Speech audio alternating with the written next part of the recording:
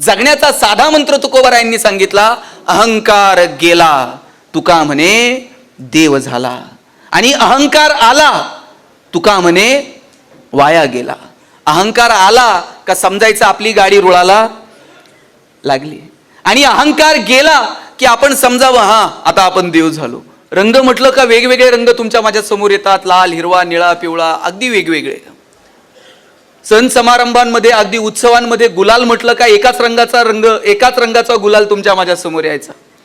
हल्ली परिस्थिती इतकी बदलली आहे की सगळ्या जाती धर्मांच्या महापुरुषांच्या जयंत्या साजऱ्या करताना वेगवेगळ्या रंगांचे गुलाल आता तुमच्या माझ्या समोर येतात. हे रंग इतके गर्द होत चाललेत. अशा परिस्थितीमध्ये सोयराबाई महाराज शेकडो वर्षांपूर्वी सांगतात, अवघा रंग एक झाला. ही भूमिका जनसामान्यांपर्यंत पोहोचवायची असेल तर त्याच्यासाठी वारकरी संप्रदाय, संतांची परंपरा आणि त्यांनी सांगितलेले विचार येणाऱ्या पिढ्यांपर्यंत पोहोचवणं ही काळाची गरज आहे. तो निरोप घेऊन मी आज तुमच्या समोर उभा आहे.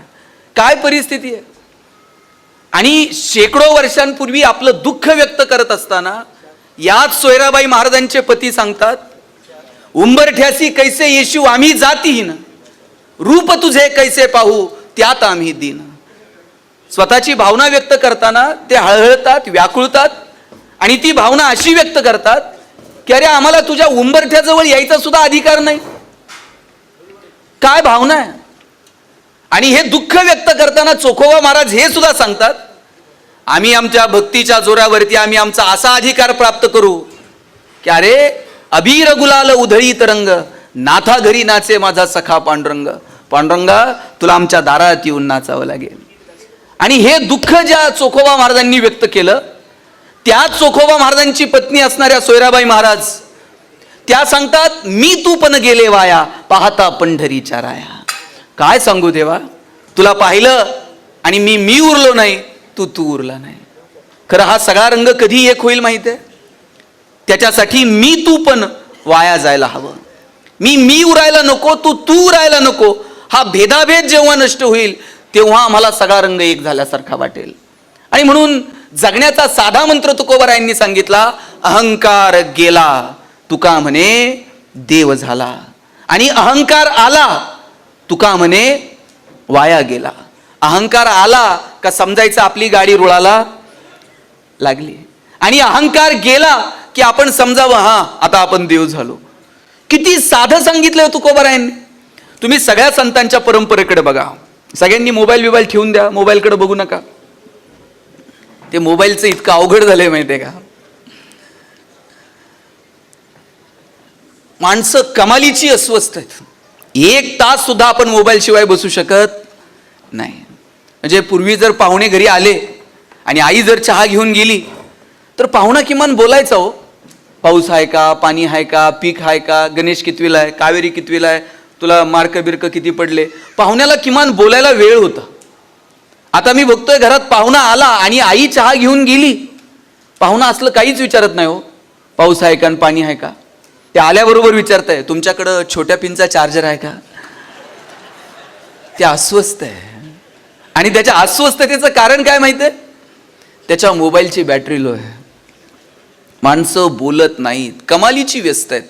या कार्यक्रमातून उठून लगेच त्या कार्यक्रमात जायचं असतंय, तो कार्यक्रम करून लगेच त्या कार्यक्रमाला हजेरी लावायची असते. अस्वस्थ असणाऱ्या सगळ्यांना माझं सांगणं आहे, आपण दिवसभरात 50 कार्यक्रमांना हजेरी लावतो, पण साहेब आपल्या प्रत्येकाच्या आयुष्यात एक कार्यक्रम असा येणार आहे की आपल्याच कार्यक्रमात आपण उपस्थित नसणार आहोत. कार्यक्रम आपला असेल पण त्यात आपली उपस्थिती नसणार आहे. म्हणून ही अस्वस्थता संपवा. एकदा अवस्थेला आपण गेलो की मग व्यवस्था आपोआप होऊन जाते. वारीमध्ये आता मी आणि माझी पत्नी हडपसर पासून सासवडला गेलो. जाताना एक बाबा भेटले. म्हणलं बाबा काय पाय बी दुखतायत काय. हा थोडेफार दुखतेत पण चालतंय म्हटले. म्हणलं काय मिळतं वारीत आणि कशाला येता. म्हणलं काहीच मिळत नाही. म्हणलं वारीत काहीच मिळत नाही मग येता कशाला. अरे म्हणले काहीच मिळत नाही पण काही कमी पण पडत नाही म्हणले. आणि म्हटलं ही सगळी व्यवस्था होते का. व्यवस्थेकडे बघतो कोण म्हटले. माणूस अवस्थेला प्राप्त झाला की व्यवस्था आपोआप होऊन जाते. आणि म्हणून त्या अवस्थेला आपल्याला जर यायचं असेल तर कधीतरी स्वतःच्या अंतर्मनात डोकावून बघावं लागेल. त्या अंतर्मनात डोकावणं झालं ना मग अवघा रंग एक होऊन जातो. पण आपण अंतर्मनात डोकवायला तयार नाही आहोत. आपण बाह्य जगात हरून गेलेलो आहोत. आणि याचं कारण आहे की अंतर्मनात डोकवायला आपण घाबरतो. खरं तर रेल्वे स्टेशनवरून एक प्रवासी खाली उतरला त्या रेल्वेतनं, आणि रेल्वे स्टेशनला आल्याबरोबर TCनं त्याला पकडलं आणि विचारलं तिकीट. त्यानं पॅन्टचा उजवा खिसा बघितला, डावा खिसा बघितला, मागचे दोन्ही खिसे बघितले, पॅन्टचे 4ही खिसे 10 वेळा उलटे पालटे करून बघितले, पण तिकीट सापडलं नाही. शेजारी असलेला माणूस म्हटला, अहो तुम्ही पॅन्टचे खिसे चेक केले, जरा शर्टचा बघा की. तो म्हटला, मला माहित आहे शर्टचा राहिलाय, पण त्यात नाही सापडलं. मग संपलंच की सगळं. म्हटलं माणूस घाबरतो अंतर्मनात डोकवायला. त्याला वाटतं नाही इथं तर तिथं, नाही तिथं तर इथे आनंद मिळेल. परमात्मा पांडुरंगाला शोधायला निघालोय आळंदीत, नाही देहूत, नाही पंढरपुरात, कुठं तरी मिळेल. पण आत एकदा डोकावून बघितलं आणि तिथं नाही सापडलं, मग संपलंच की. आणि म्हणून माणूस अंतर्मनात डोकवायला घाबरतो. माणसानं त्याच्या सुखाच्या दुःखाच्या संकल्पना स्वतःच्या स्वतःभोवती तयार करून ठेवल्यात, आणि त्याच्या पलीकडे जायला तो तयार नाहीये. मला वाटतं त्याच्या पलीकडे जाऊन डोळे विस्पारून या जगाकडे बघता यायला हवं, आणि तितक्याच आतुरतेनं, तितक्याच तत्परतेनं स्वतःच्या अंतर्मनात सुद्धा डोकून बघता यायला हवं. आमच्याकडे एक जण आहे साहेब, त्याला 7 नंबरचा शूज येतो पायाला, पण ते कधीच 7 नंबरचा शूज विकत घेत नाही. ते दुकानदाराकडे जाते म्हणते 6 नंबरचा शूज दे. 6 नंबरचा शूज घेते, त्यात पाय बसत पण नाही, बळच त्याच्यामध्ये पाय टाकताय. दिवसभर तो शूज पायाला चावत असतो, आणि दिवसभर त्याचं लक्ष फक्त शूजकडे असतं. मी त्याला विचारलं, शूज पायात येत नाही, दिवसभर चावत राहतो, मग का 6 नंबरचा शूज घेतो? तो म्हटला त्याचे फायदे आहेत. म्हटलं काय फायदा आहे? दिवसभर तो शूज पायाला चावतो आणि मग दुसरं कुठंच लक्ष लागत नाही. आपलं सगळं लक्ष फक्त त्या शूजकडे असतंय, त्या पायाकडे असतंय.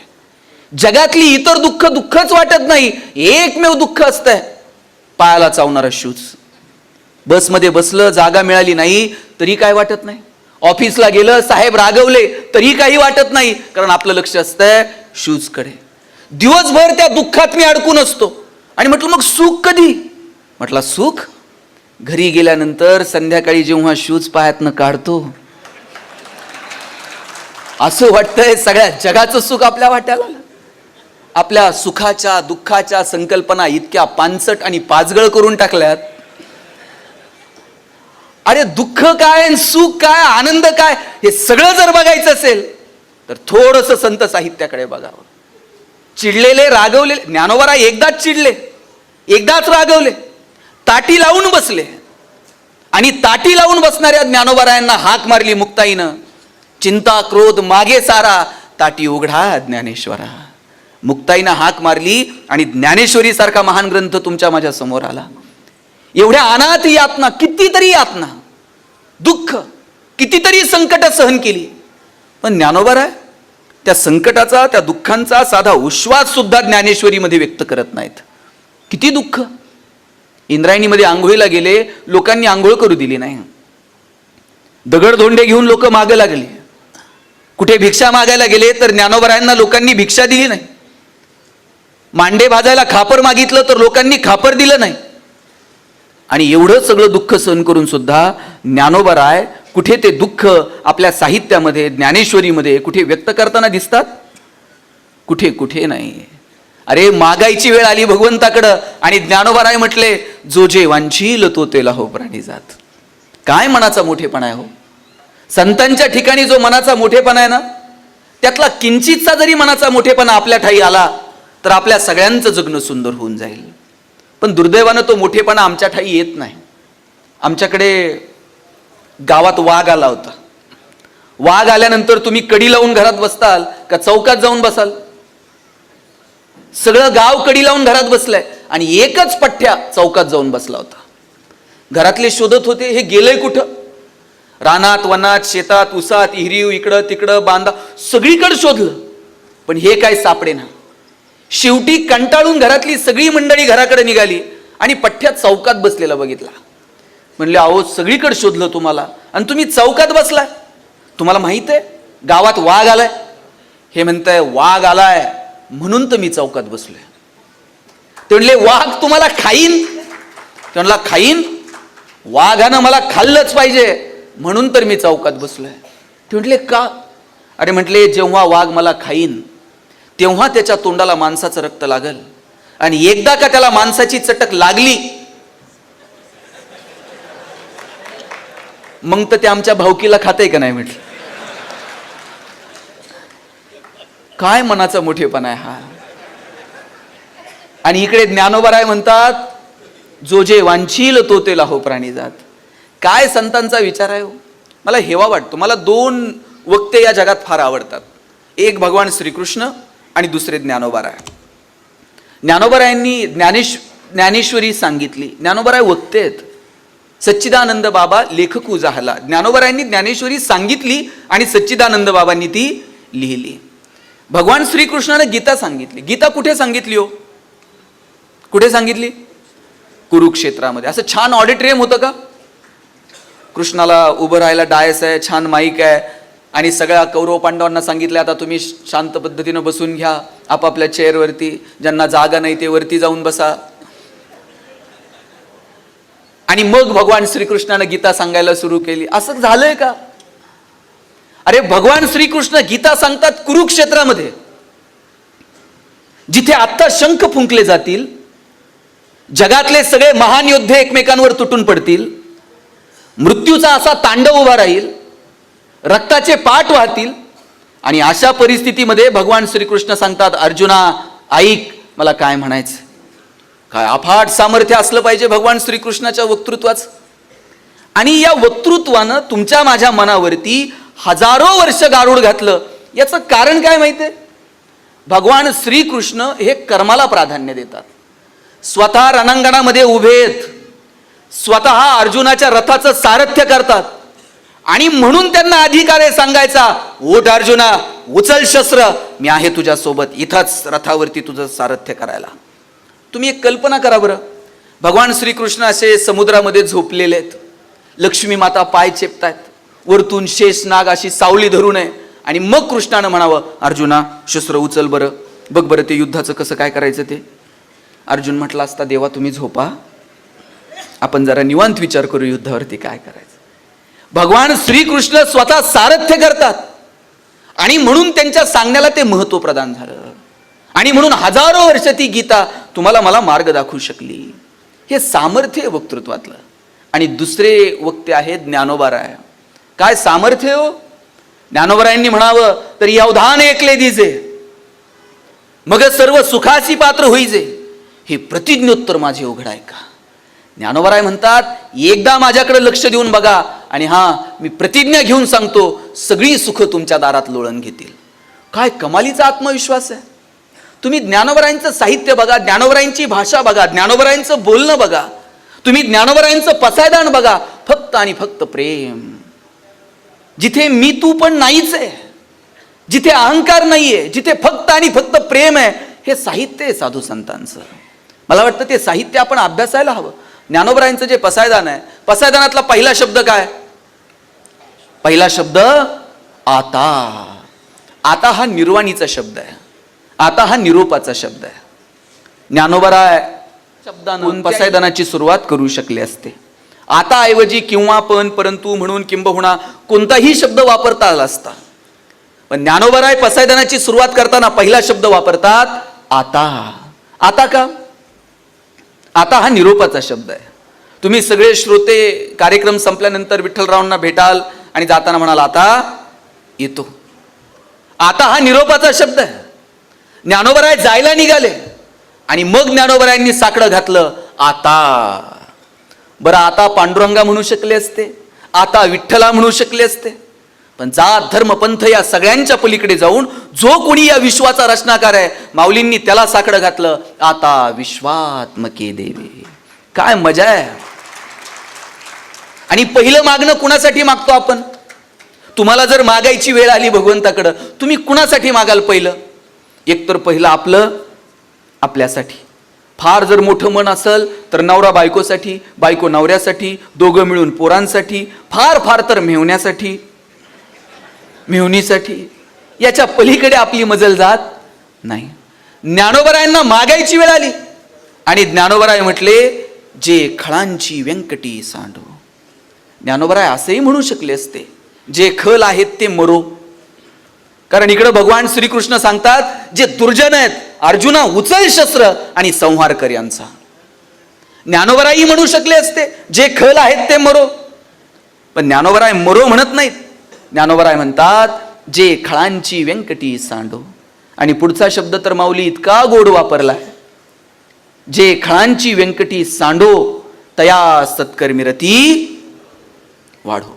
सगळ्यांना आता तुळशीचं रोप दिलंय, त्या रोपाकडे बघून तुम्ही काय म्हणाल? वाढो.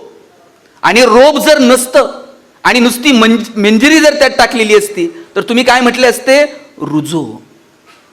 बी लावलं तर रुजो म्हणतात आणि रोप छोटा असेल तर वाढो म्हणतात. ज्ञानोबराय म्हणू शकले असते तया सत्कर्मी रती वाढो, रुजो. पण ज्ञानोबराय रुजो म्हणत नाहीत.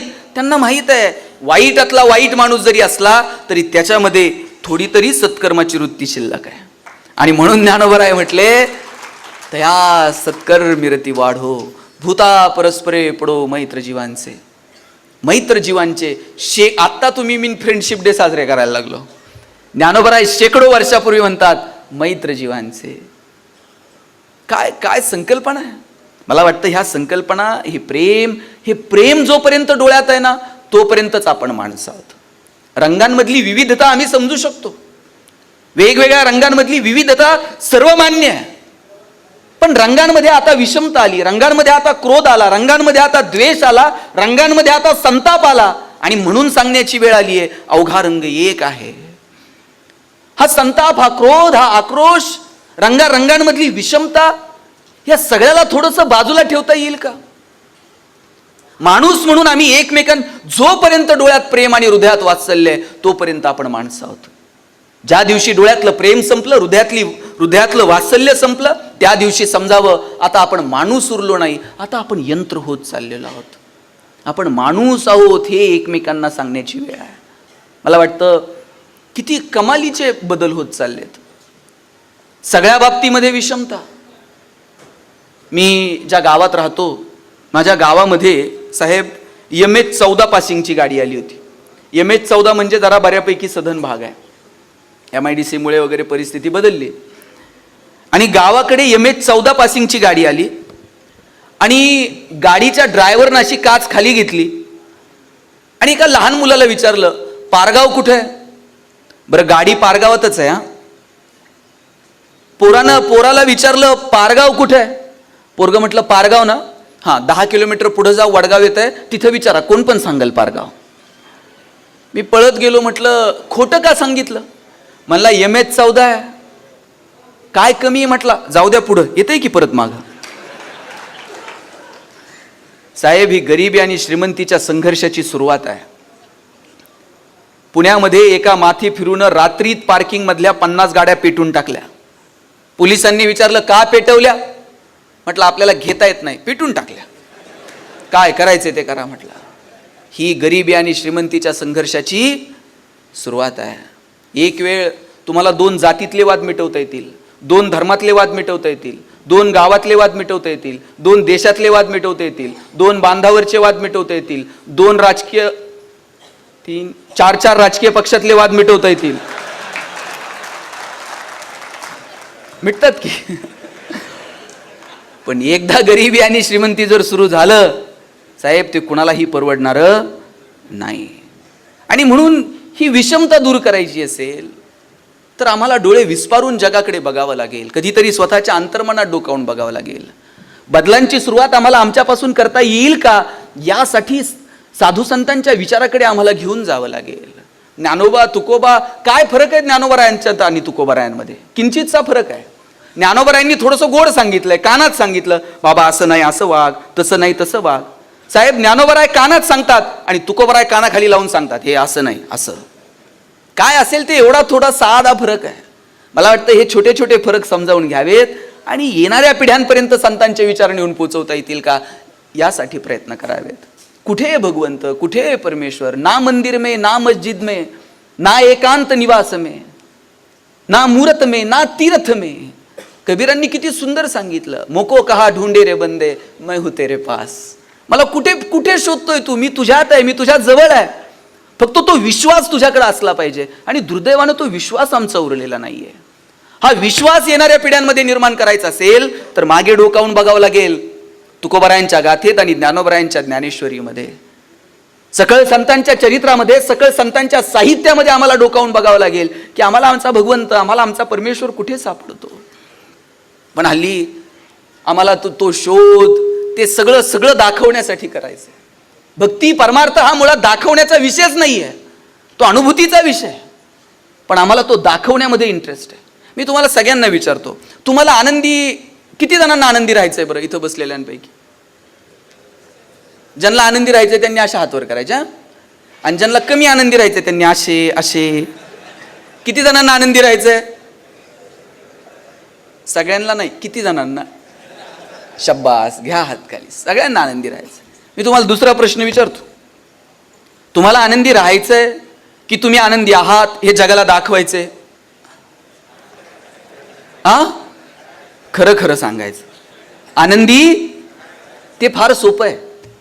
माझा दावा आहे, बहुतांशी लोकांना आनंदी राहायचं नसतं. आपण आहोत हे जगाला दाखवायचं असतं. लाखो रुपये खर्च करून लोक परदेशात फिरायला जातात आणि तिथं जाऊन काहीच बघत नाही. त्याच्या डोक्यात एकच असतंय, फोटो काढताय, स्टेटसला ठेवताय. त्याला बघण्यात इंटरेस्ट नाहीये. आपण कुठे आहोत हे जगानं बघितलं पाहिजे. बरं, मी म्हणतो स्टेटस ठेवता येतं तर ठेवलंही पाहिजे. सुविधा आहे, मोबाईल आहे, का नाही ठेवायचं?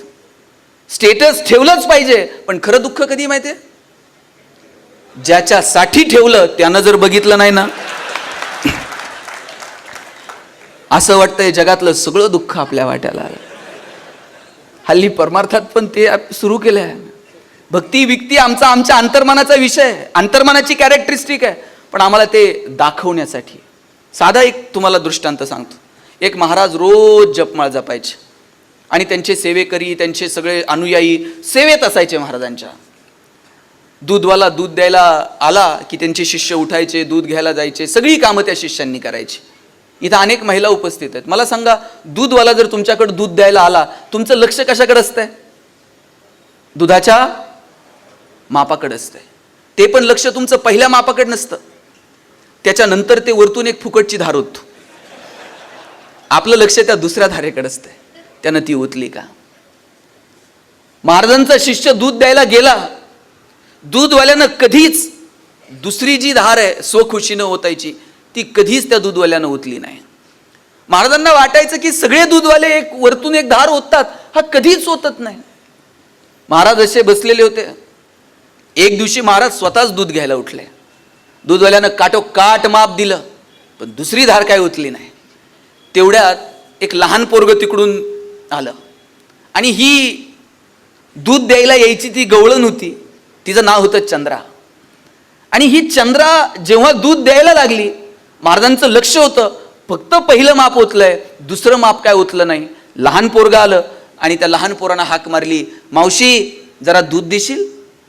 मावशी म्हणल्यावर चंद्रा म्हटली, एक काम कर, जा गडवा घेऊन ये. पोरग गडवा घेऊन आलं, गडवा भरून दूध दिलं, पार सांडेपर्यंत गडवा भरला. पोरग घरी निघालं. अरे घरी घेऊन जायचंय? थांब, हे पिऊन घे, तुला घरी न्यायला दुसरं देते. पोरानं गडवा भर दूध पिलं, घरी न्यायला दूध दिलं. मग मात्र महाराज म्हटले, चंद्रा मी तुला पैसे देतो, त्या बदल्यात तुम्हाला दूध देते. कधी टिपकाभर दूध जास्त घातलं नाही. आणि आज या पोरानं मावशी तुला हाक काय मारली, त्याला प्यायला वेगळं, घरी न्यायला वेगळं. आडाणी चंद्रा महाराजांना म्हणली, महाराज पैसे घेणं आणि त्या बदल्यात दूध देणं हा व्यवहार झाला, आणि त्या लेकरानं मला मावशी म्हणून हाक मारणं हे प्रेम आहे. मोजमाप व्यवहारात असतं, प्रेमात नाही. आणि हो महाराज, तुम्ही तर परमेश्वराचं नाव सुद्धा मोजून घेता, रामकृष्ण हरी एक. आता तर मशीन आलेत आणि एवढं करून परत बॅनर लावायचं असतं, 1 कोटी राम नामाचा जप. सांगायचंय कुणाला? हे दाखवण्यासाठी जेव्हा करतो तेव्हा रंग एक होऊ शकत नाही. सोयराबाई महाराजांनी मेक मारून ठेवली, अवघा रंग एक होईल, पण कधी मी तू पण गेले वाया. हा अहंकार ज्या दिवशी गेला त्या दिवशी समजायचं सगळे रंग आता एक होऊन गेले. आणि जगणं सुंदर होऊन गेलं.